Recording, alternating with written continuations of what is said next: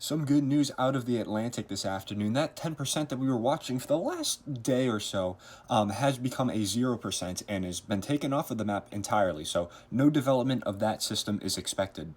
Here's the European model. You can see it's trying to hold a lot of those showers to the coastline thanks to high pressure over Bermuda, but it's not going to be for long as you have that frontal boundary, which is going to come down across the eastern U.S. And really shove those showers and storms over the Carolinas out to sea. So it's a very limited threat, and it's not going to be around for very long, which is awesome.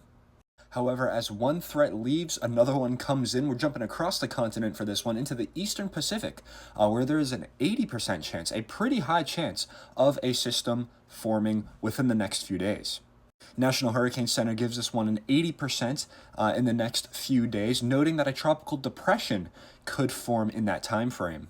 Switching to models now, we have a few models we're looking at, the CMC, the ICON, the GFS, and the Euro. You can see a pretty large agreement that something is likely going to form here within the next couple days.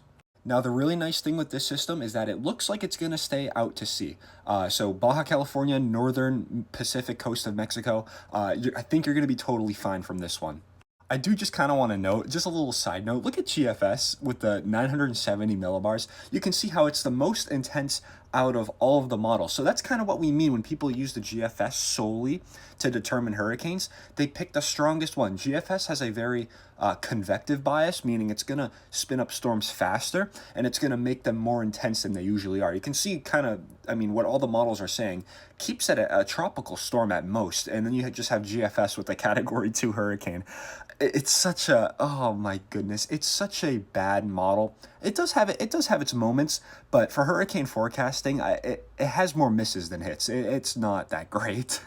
Now, just throwing out some preliminary thinking here, if you all remember Tropical Storm Alvin, which was the first system of the Pacific hurricane season, formed about maybe 2-3 weeks ago, it largely stayed out to sea. And I think with this upcoming system, it's going to be more of the same, except I think it might take more of a western track, which is going to put it even farther south from land, from Baja California Sur and Mexico. So not a threat, as I like to say. It's going to be kind of a threat to the fish.